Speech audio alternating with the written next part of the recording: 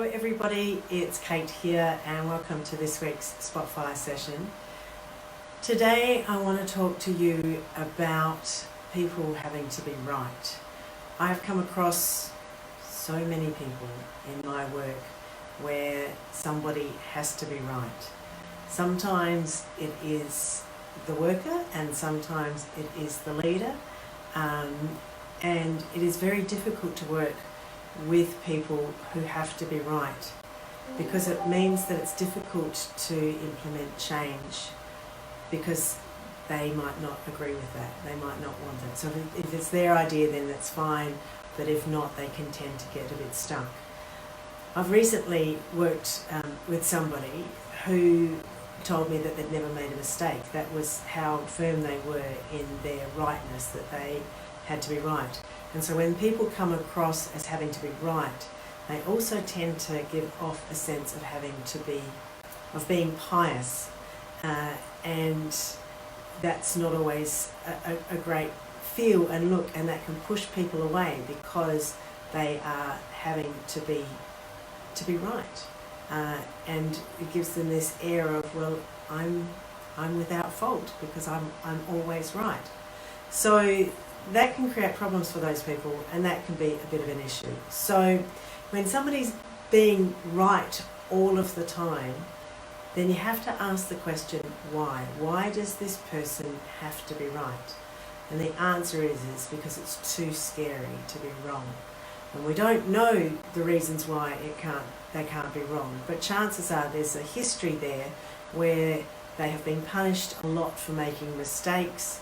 They've learned from parental figures the importance of being right, and they've been given rewards for being right and being excellent at what they do. And the more you try and suggest that they might be wrong, or that they haven't got the right handle on a situation or the like, the more they will become stuck and entrenched in their rightness, because they have to be right, because they just cannot be wrong. It is too stressful for them. It is really, really scary to be wrong. So how do you deal with people that have to be right? Well, I think you have to take it very, very slowly. You have to take it very slowly, because they're not going to see it. And I think the best way of dealing with any of these issues is to ask questions that gently challenge their position, because they're not going to hear. If you give them too much, if you make too many suggestions that they're not right, then you're going to find that they are going to push back even further. And I read a really interesting study the other day about domestic violence and the calling out of domestic violence. And there was a Q&A session last year, a couple of years ago, around Rosie Batty and domestic violence. And it triggered a whole lot of men to act even more violently, not because they were bad people, whatever, but the sense of shame that was associated with this, the shame that they felt knowing that they were part of that but not knowing how to stop it, etc., impacted on them so significantly that it actually escalated the problem and it didn't deal with it. So if we challenge some of this behaviour head on, we're not necessarily going to get the results that we want. Telling somebody they're wrong when they think they're right is like, talking to somebody who can't hear. They just can't hear that. So what you need to do is engage them in the process of change. You need to make tiny incremental changes and bring them along for the ride. So if we are here and we need to go there, then I would ask a person who has to be right, well, how are we going to get there? What do we need to do? And help them take responsibility for the journey. Don't challenge them head on, but help them understand that they are part of that process and give them an opportunity to contribute to it. I've dealt with so many people, particularly in my family law work, where they become almost hysterical if you make a suggestion that they're wrong. So you have to build trust. And so what I would normally do is I just listen, let them tell me their story, let them tell me that they're right. And then what I do is slowly but surely I start to plant little seeds of doubt. So when it comes to family law, you're right but I know you really love your daughter. So what I'm seeing is that they're doing this, and then you might be reacting in a way that's pushing them away. What else could you do that might help in this situation? And so you have to build trust first, and then assist them to start finding the solutions, and that way it's not too scary for them. But you can't tell them they're wrong because they can't hear it. They literally can't hear it. Then they'll build a wall, they'll push you out, and it's all over and over. So you won't get where you need to go. So you have to use a bit of psychology. You have to build trust. You have to let them tell you how good they are, what they're doing right.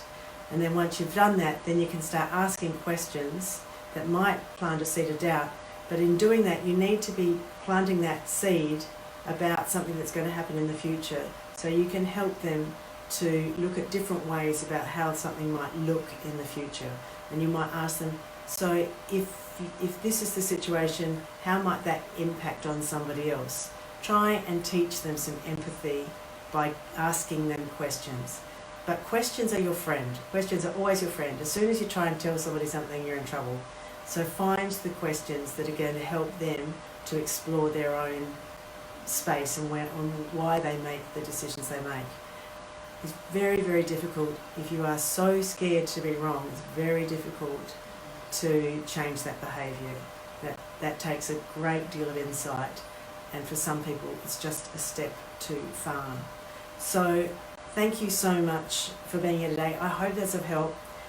Always ask questions if you can.